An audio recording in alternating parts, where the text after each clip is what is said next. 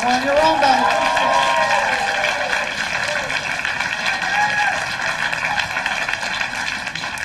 Thanks for coming out and supporting live comedy. I stand before you, ladies and gentlemen, as the world's first and only stand-up economist.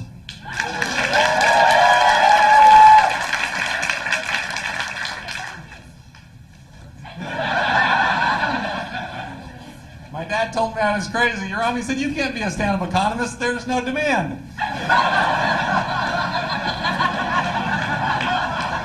I am killing.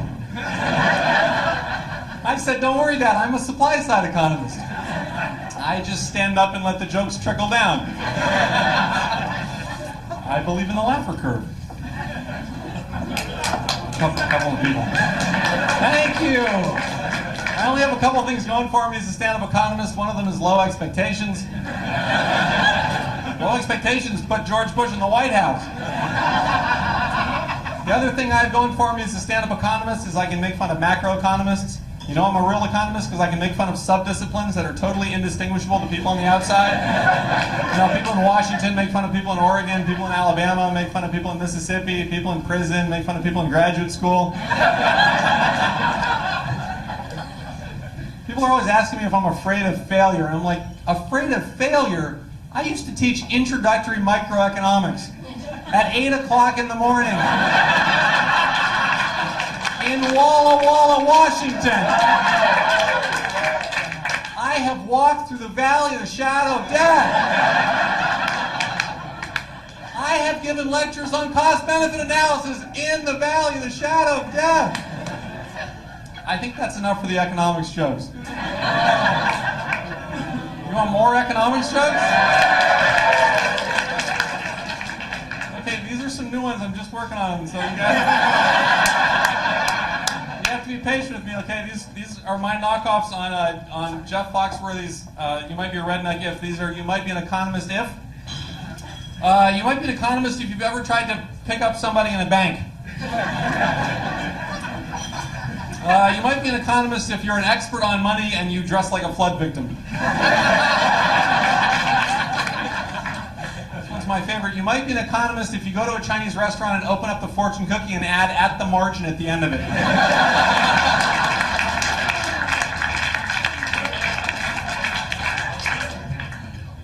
Finally, if you refuse to sell your children because you think they might be worth more later, you might be an economist.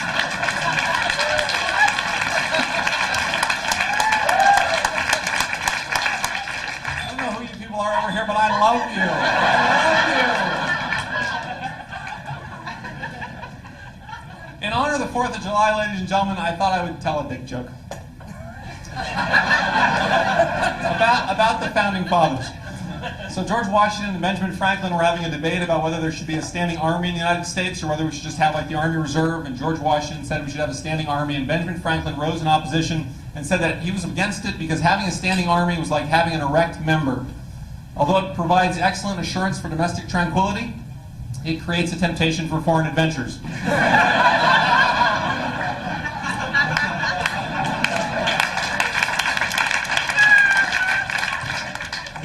Words were never spoken. It's the summertime, ladies and gentlemen. That means that our president is probably reading again. I'm delighted that he's a reader. I'm just disappointed he's not more of an understander. And I'm terrified that he's the decider. I think you ought to read more. I think you ought to talk to people more too, like people across the political spectrum. I think everybody should do that. You know what, to fix American democracy, here's what I think we ought to do. All the young single people, go and date somebody on the other side of the political spectrum. Right? That goes for everybody. If you're a Democrat, go date a Republican. If you support the Green Party, go date a Libertarian. Right? I mean, I know for some of you it's a challenge. If you're a Democrat and you're gay, there just aren't that many congressional Republicans left. You might have to try the evangelical pastors. I am allowed to tell that joke. Because I dated a Republican. She was a good kind of Republican, though, like Rudy Giuliani, you know? She was fiscally conservative and socially promiscuous. She was a lot hotter than Rudy, though. Here's what I'm going to do. For the rest of the time I have left, for the rest of the evening, you folks over here, I'm going to divide you up across the political spectrum. You folks over here, from here on over, you guys for the rest of the night, you guys are the left wing. That was an appropriate amount of enthusiasm for the left wing. Look, I know you guys are disappointed. You've had a couple of bad years, but wait until 2008 when the Democrats take back the White House, because then you'll be really disappointed. Let's try this again. You guys over here, you guys are the left wing. Not bad, but watch this. You guys over here, for the rest of the night, you guys are the right wing. Look, that was okay, but when I did this in Texas last week, they started chanting USA. It was really the most amazing experience of my life. So I want you guys to do that for me. Like, dig down. You guys up front here, you weren't chanting. Dig down and find your inner red meat, okay? Put yourself in the mind frames of people that believe in social Darwinism but don't believe in Darwin's theory of evolution. All right? On the count of three, I want to chant USA. You guys over here, you guys are my right wing. USA! USA! USA! Good, that was much better, much better.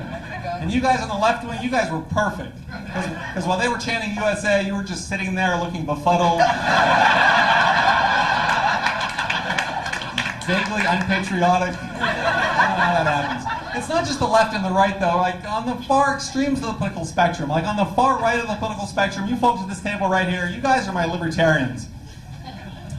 And on the far left of the political spectrum, you folks here, you guys are the libertarians. Did you guys get that? Libertarians. Not the people that check books out for you.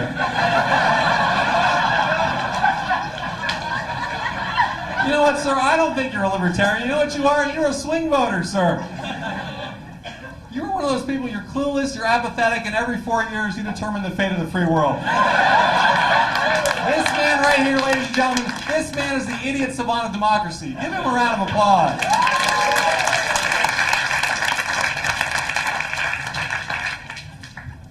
Let me close with a joke that's going to appeal to people across the political spectrum. So, Nixon, Ford, and Carter all die, go to the afterworld, they end up in a big white room.